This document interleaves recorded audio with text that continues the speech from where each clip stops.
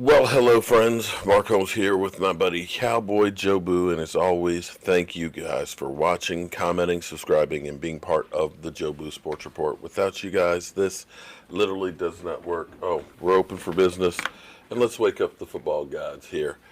Okay, um, Jerry Jones went on a tirade yesterday about coaching, and literally threw the coaching staff under the bus, which is different for Jerry Jones. Jerry Jones normally is defending Jason Garrett to a T, but for the first time, you really heard him kind of go all in on the coaching staff and basically say, we suck. Um, Interestingly, Stephen Jones, he was on the fan today, and he actually said, we can right the ship. It's not, everything's okay. We have faith in Jason Garrett. But now I think I understand a lot of the problems. Jason Garrett, during his press conference today, was asked about in-game analysis, as in understanding what's going on right now in this game. Because football, more than anything else, is about adjusting to what other teams do. That's why you see, you line up and all of a sudden they call a timeout, in the last few seconds of the game, because they're seeing what you're going to do and they're figuring out a way to counter it. That is a real-time adjustment. And that's something that we've had a problem with, is adjusting to the situations.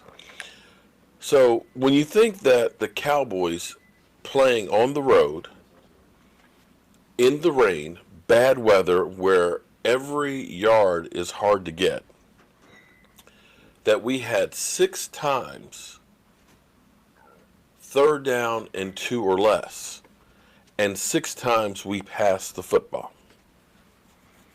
to no success. That's one of those things that you start looking and saying, okay, we've done a lot of this and it's not working. Maybe we need to do something else. And this is something that we know has been going on. To give you another great example, we thought that this issue was gone with Scott Linehan. You'll remember back to when we played the Eagles at home, and it ended up being a shootout. Amari Cooper had an incredible game. A lot of it by his own making, because he said to Dak, we keep doing, I can't remember the route, but kept doing this short route. He's like, every time they're squatting on it. We have no success on this. Listen, let's fake it. I go deep. I got this. And Dak was like, look, we got to run what's called. And of course, Amari rolled his eyes or whatever and basically was like, nah, man, this ain't going to work. I don't believe it. It's not going to work. But Dak changed the call at the line, and it ends up being a touchdown and a game-winning score. Amari Cooper knew that you have to adjust to situations on the field. But apparently, we don't do that as a coaching staff, because what they ended up doing in the Viking game is falling back to the norms that they always have. Run the football, run the football, run the football. Even though your passing attack was lighting things up. It was going in real time. Boom, boom, boom, boom, boom. You were moving the ball, and then you changed up and thought, let's go back to just running the ball. And you run the ball 2 times then. On a night where you had to look at it and say, we're getting 2.6 yards a carry, this is the time that we don't go back to the run. It's not working. Let's change that up. Last night, you knew you weren't making passing plays. You had a great defense with great defenders that are literally shutting out your receivers. The thing that is working is running the football. And you have to look at this and say, you know what? Here's our game plan. It ain't working. What's working is, tonight, I'm running the football. That's the only thing that's getting going right now. So Give me the plays of everything we got running the football. Let's get Tony Pollard involved in this running game. Let's run Zeke. Let's go ahead and roll Dak out and have him run. The weather's bad. It's raining to the point where guys look up. They're getting water in their eyes. They can't see the ball. The ball's too slippery. Let's run the football. Because the current situations dictate it. Analysis of what's happened thus far in this game are saying running the football is getting more than passing. So let's go ahead and do what's working until they stop it. But Jason Garrett does not use in-game analysis. They don't. They come up with a play plan for the week, and we're going to stick to it.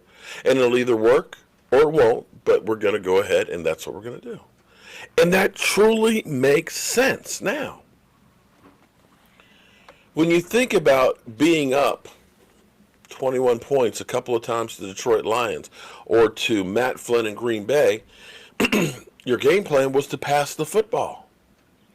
In which case you continue to do it even though you were up big. You did not change your game plan. Analysis says, we're up big. We need to get conservative now. We want to hurry up and get the game over, so let's run the football to run out the clock. Even if we don't get first downs, if you run the ball 3 times, you're going to take off about 2.5 minutes of time. If we pass the ball and the guy goes out of bounds or it's incompletions, well, then it's only taking off about 30 seconds off the clock. Or worse yet, you'd get an interception, which becomes a pick 6 and puts the other team back in the game. Surprisingly, Stephen Jones was a little more upbeat than his dad. Is this a case of good cop, bad cop? I don't know. But I want to point to something to you because this feels like Groundhog Day to me. It feels like we keep doing the same thing over and over again. Because this, you could literally just take any of these interviews and just change the date. This was January 18th. Jerry was saying Jason's not on the quote-unquote hot seat. I'm sure you heard fans wanted a coaching change, or some did, but why do you think Jason's the right guy still to lead this team? Well, I think Jason, has had a lot of success here, and at times when we have had some, when we have had an off season, there's been some extenuating circumstances, and I just think Jason's a great head football coach. He was coach of the year last year. This is tough business now. When one year you're coach of the year, and the next business people are asking questions like this. So I understand it. I understand, that's the nature of our business, and do understand it. But we just really believe Jason is the right guy for the job, and he's a great way about the team. He represents the organization in a great way, and we just feel like he's the right guy for our organization. Yeah. We've been hearing that for a long time. And you know what? I did a live stream when I was in the garage there with Michael. And somebody commented that, my God, I hate to say it, but it sounds so right. We have become the Cincinnati Bengals with Marvin Lewis. And now that Marvin Lewis is no longer employed by the Cincinnati Bengals, Jason Garrett is the longest tenured coach without ever going to a Super Bowl with the same team. Marvin Lewis did have that title. But every coach that has been with the same team for as long as Jason Garrett has been to at least one, if not multiple, Super Bowls.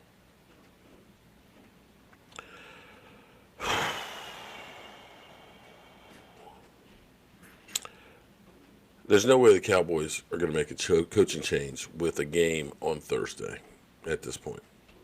And I'm not sure that it would be that beneficial. The way they look at it is, basically, Philadelphia's got to win out to make the playoffs, or we need to completely implode.